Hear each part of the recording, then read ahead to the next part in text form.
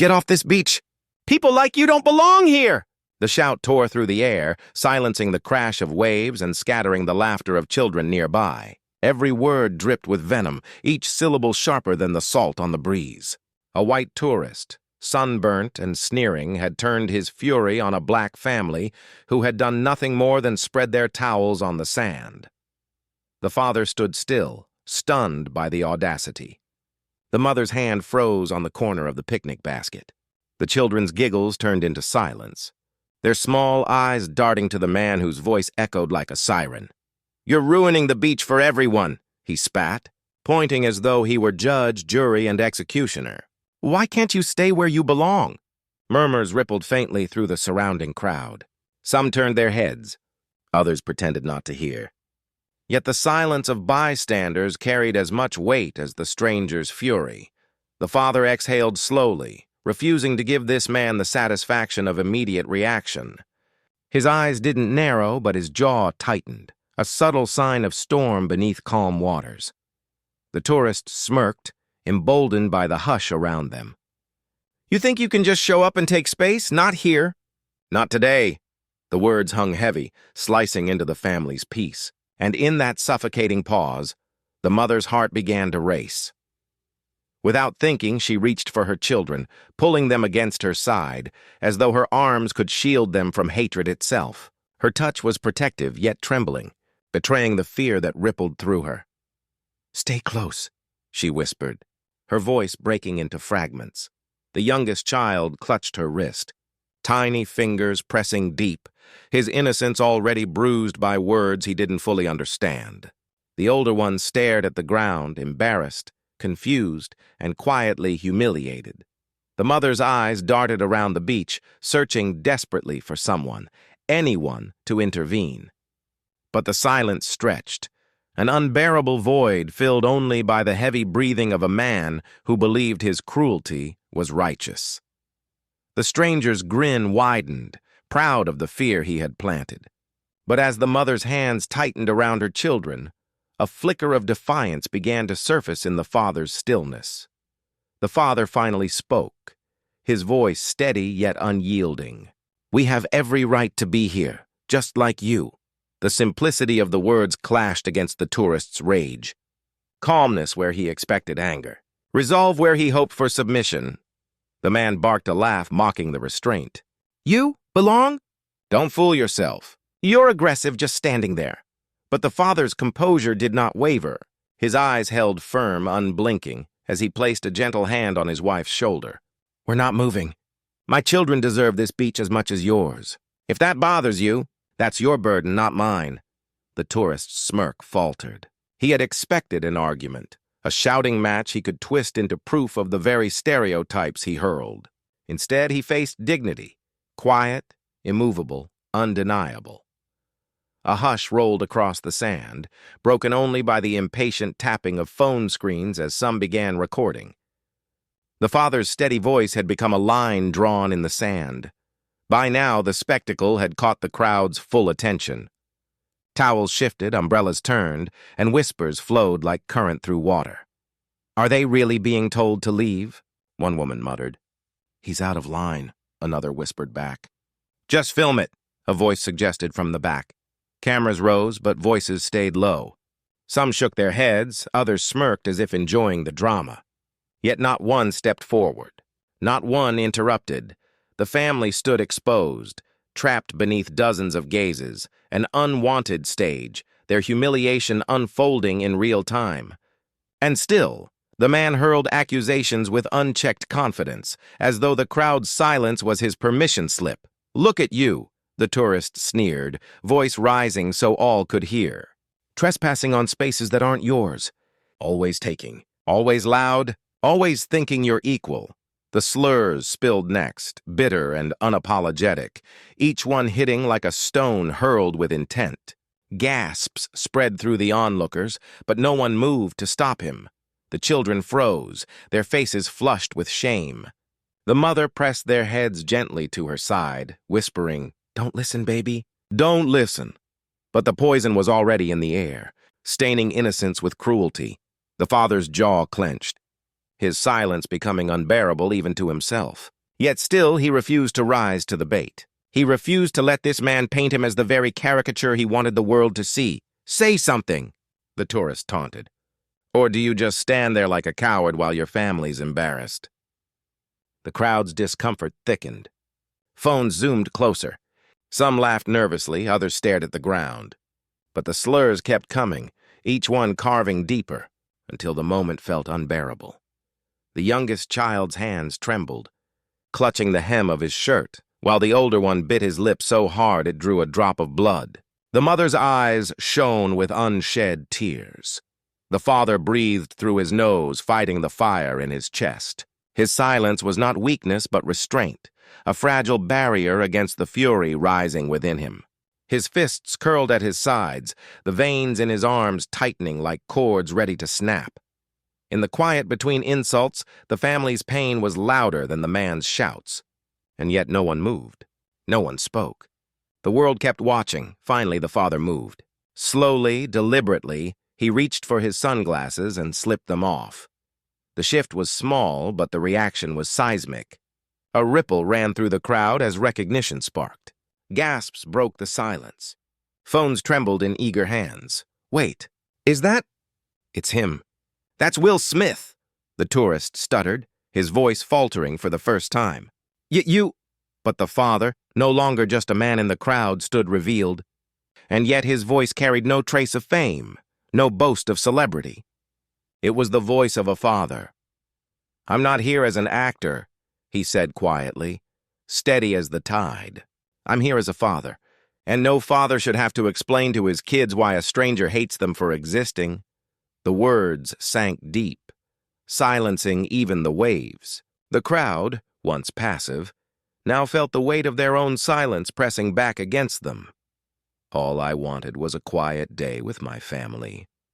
Will's voice carried softly, more like a confession than a statement. "No cameras, no flashing lights. Just the ocean, the sand, and time to breathe." For once, he wasn't Will Smith the actor. He was just a father, clutching a cooler in one hand and his son's laughter in the other. He had hoped this day would be different, free from the constant weight of recognition, free from the silent judgments that too often followed his family. A rare afternoon where peace felt possible, even if fleeting.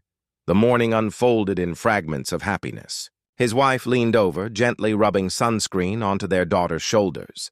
"Hold still, baby, or you'll burn," she teased, her voice warm with love.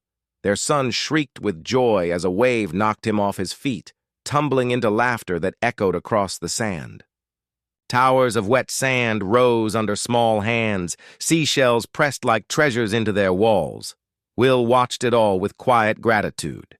Here, under the sun's embrace, he felt like the world could pause, like maybe, just maybe, joy didn't always have to be chased. But beneath the smiles, a shadow lingered, invisible to his children but heavy in his chest. He kept his grin steady, but inside, unease whispered. Raising black children meant carrying a constant awareness that even in places meant for laughter, danger could arrive dressed as a smile or worse, as silence. He thought of every conversation he'd had to have too early. Every warning no child should need: keep your hands visible, speak respectfully, even when you're disrespected. Never forget. They'll see you as different before they see you as human. His kids splashed, oblivious, their innocence intact for now. He envied their freedom, even as he guarded it fiercely. A sigh escaped him. "Let them stay children a little longer," he muttered under his breath. But deep down, he knew the world rarely allowed that. It was subtle at first. The stares. A glance too long, a whisper too sharp, a shuffle of towels as families chose distance. The beach was crowded, but somehow their presence felt magnified, like a spotlight had been cast over them. Will caught it in the corners of his vision, eyes that said, "You don't belong here." He adjusted his sunglasses, pretending not to notice, but his wife did. "You feel it too, don't you?" she asked softly.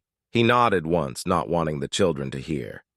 They had come for rest, yet even here, paradise reminded them they were outsiders. Will stretched his legs across the towel, trying to appear at ease. But his mind ran restless. Every action carried double meaning. To his kids, he was just dad, the safe place, the storyteller, the shield. But to the world, he was Will Smith, the public figure, the name that drew eyes wherever he went. The problem was, those eyes didn't always look with kindness. He thought about the balance he walked daily. Too soft, and his children might doubt his strength. Too firm, and the world might twist him into a stereotype. Every gesture, every word amplified by the spotlight of both race and fame. "Daddy, watch this!" his son shouted, sprinting toward the surf with arms wide. Will's heart swelled, torn between pride and fear. He clapped and cheered, but inside the question lingered like a tide that never receded. How long can I protect them from the ugliness I know too well? "Right this way," the waitress said, her smile thin as she clutched the menus. She bypassed the open tables overlooking the ocean, weaving past chairs bathed in sunlight until she stopped at a cramped corner near the kitchen doors. Will hesitated. His eyes flicked toward the empty spot by the windows, perfect for his kids to watch the waves. "Could we sit there instead?" he asked politely. The waitress stiffened. "Those are reserved," she replied quickly, though no sign marked them. Moments later, a white family strolled in and was ushered straight to one of those very tables, laughter carrying easily over the surf. Will's wife squeezed his hand under the table. "Let's not ruin the day," she whispered. But the quiet sting had already settled in his chest, a reminder that racism didn't always scream. Sometimes it whispered through subtle discrimination. As the family unfolded their napkins, the weight of unseen walls pressed tighter. Conversation slowed nearby, then resumed in hushed tones. A couple shifted their chairs farther away, murmuring something neither Will nor his wife could quite catch. His daughter reached for her juice and froze. Noticing two teenagers snickering, their gaze locked on her, she tugged at her father's sleeve. "Daddy, why are they staring at us?" He leaned down with a smile that didn't reach his eyes. "Don't worry, sweetheart. Sometimes people just don't understand." But deep inside, he knew this wasn't ignorance. It was judgment. Silent, cutting, and relentless. The food arrived, tasteless beneath the bitter air of exclusion. And then, just as Will thought it might pass, a louder voice shattered the uneasy quiet. "Well, look at this," the words boomed across the cafe, dripping with contempt. Heads turned as a broad-shouldered tourist strode in, his grin more of a sneer. He eyed Will's family like they were intruders in his personal paradise.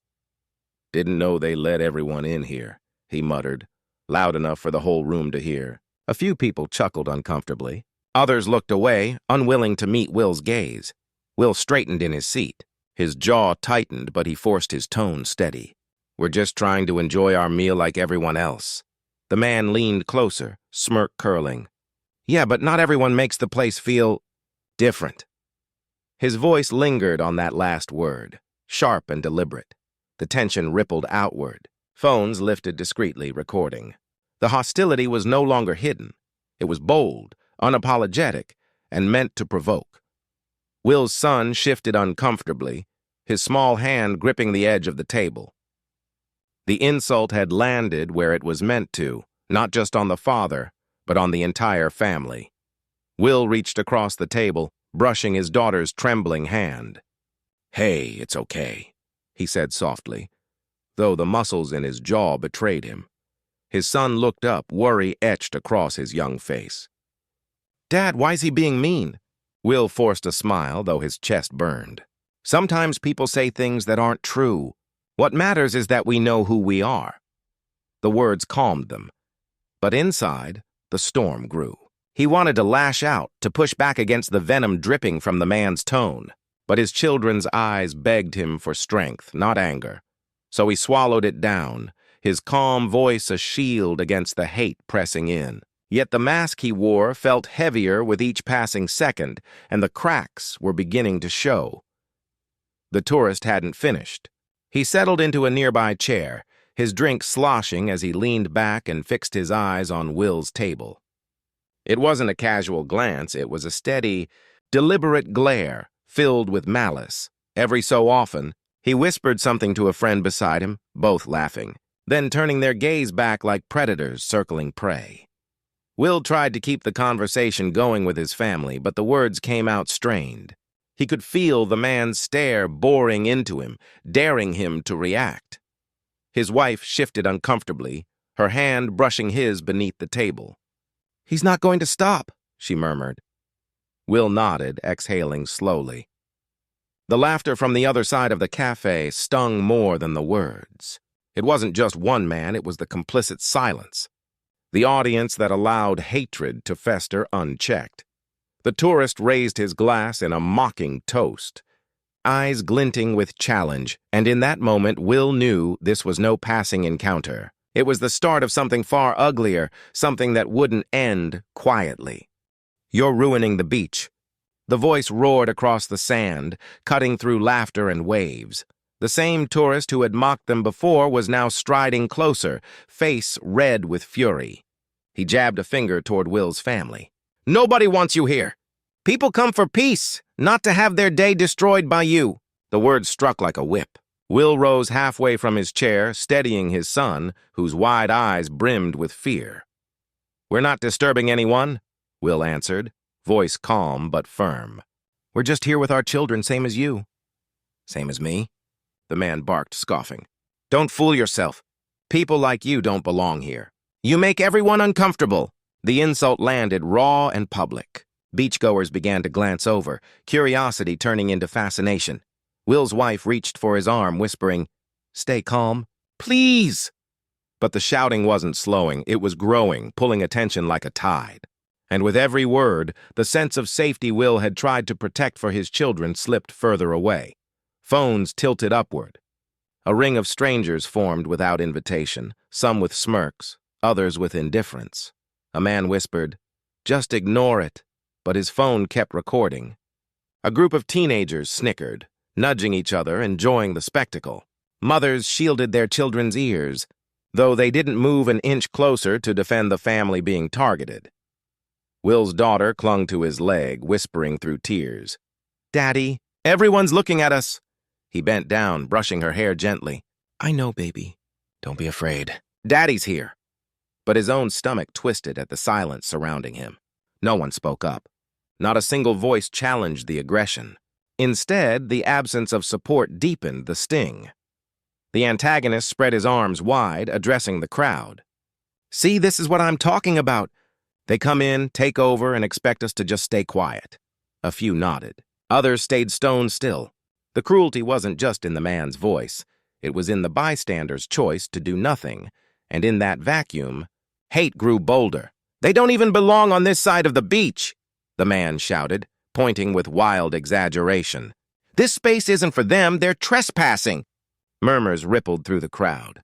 Will's wife shook her head in disbelief. "Trespassing? We're paying guests, just like you." The man's smirk widened. "You think throwing money around makes you equal?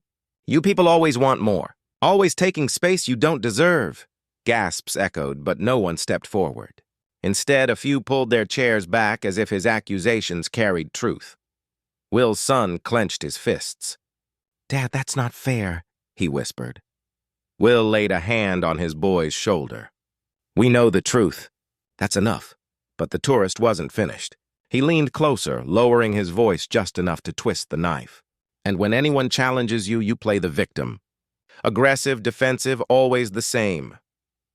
The crowd shifted uneasily, his words planting poison. Now Will wasn't just being portrayed as an outsider, but a threat.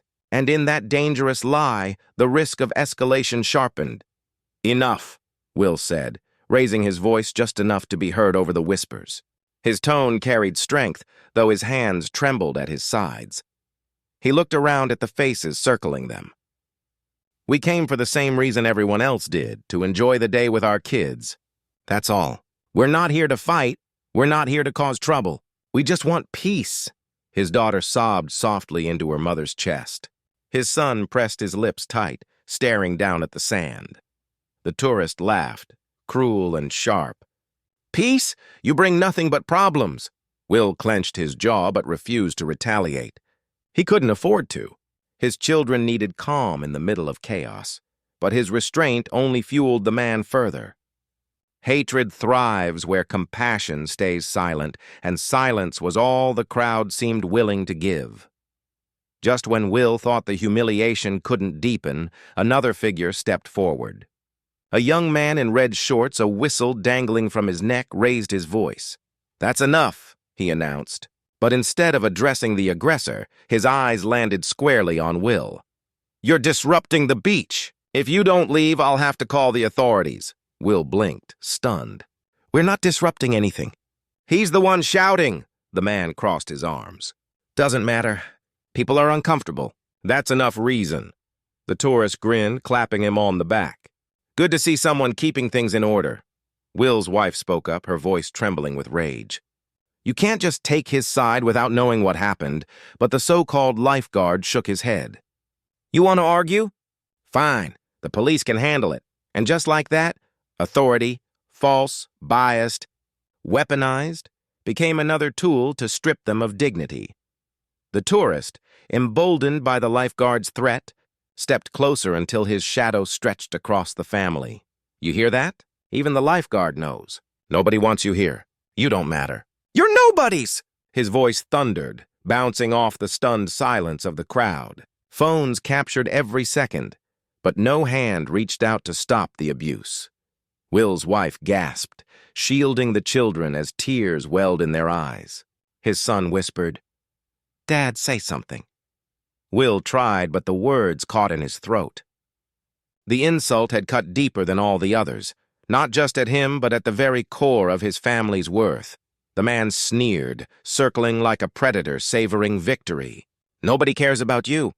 Nobody ever will." And the laughter, low, mocking, scattered among strangers, sliced through the air like knives. The moment was no longer just about one man's hatred. It was about the crushing weight of a society willing to watch cruelty unfold and do nothing to stop it. Will stood motionless.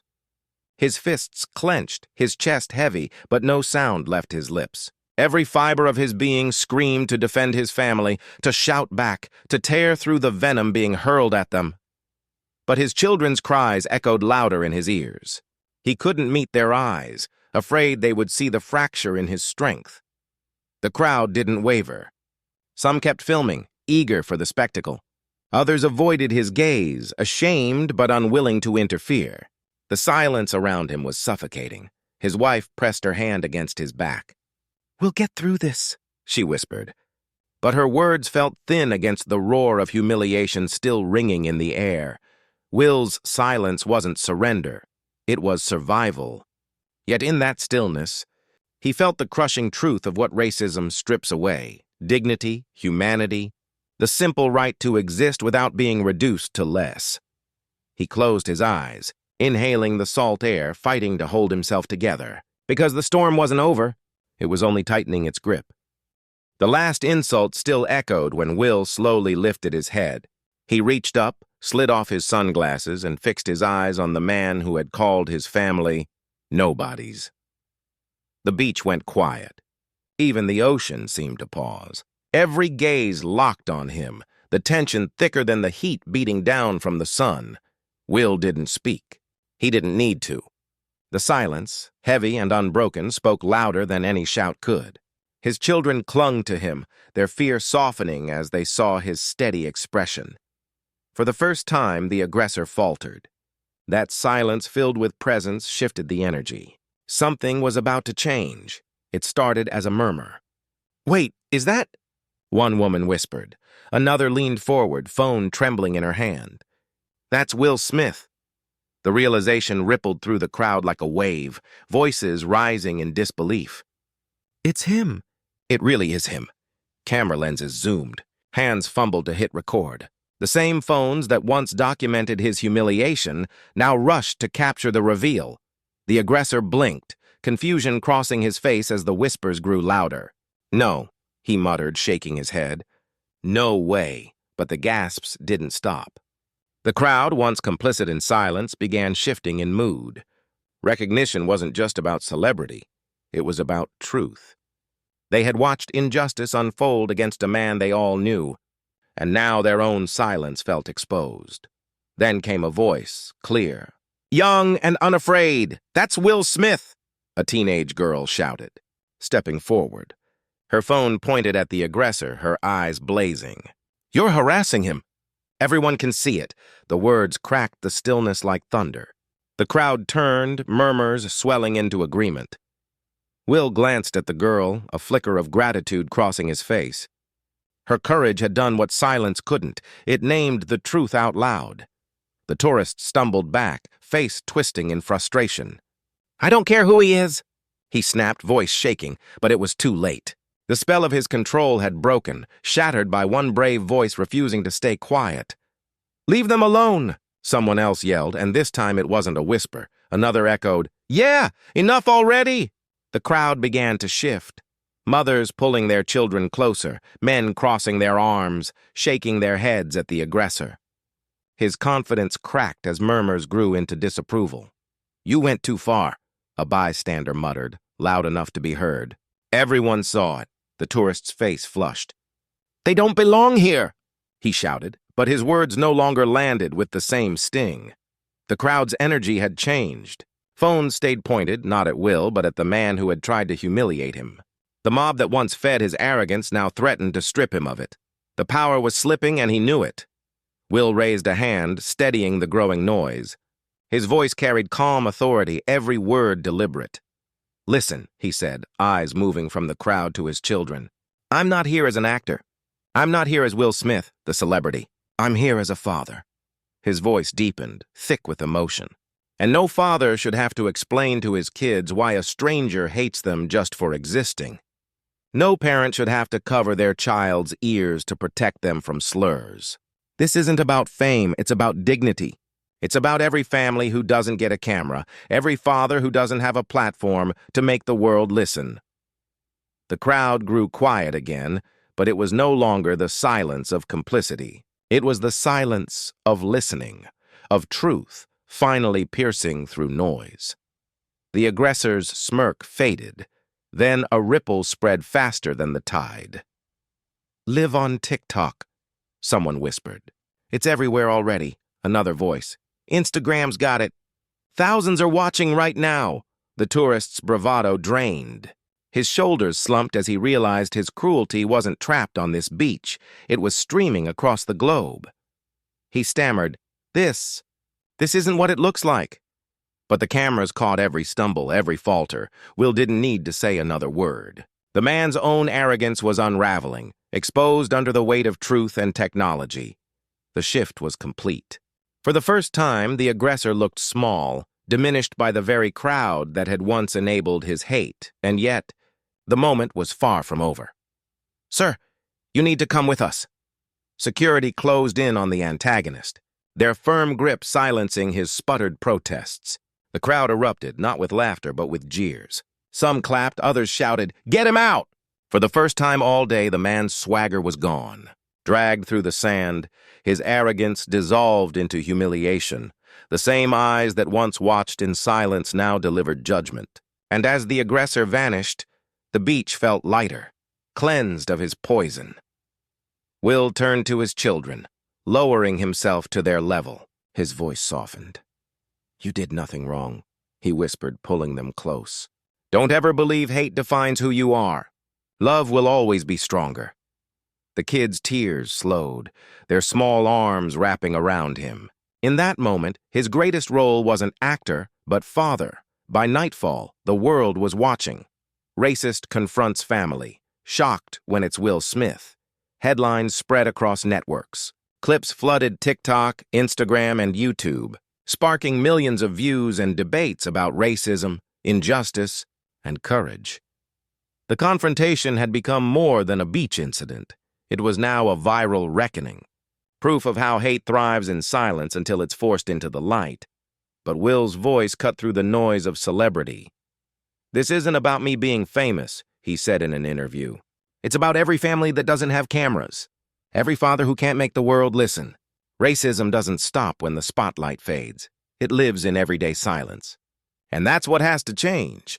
Hand in hand, the family walked along the shoreline. The sun dipped low, painting the sky in gold. Together, they carried not just survival, but resilience, unity, and unshaken hope.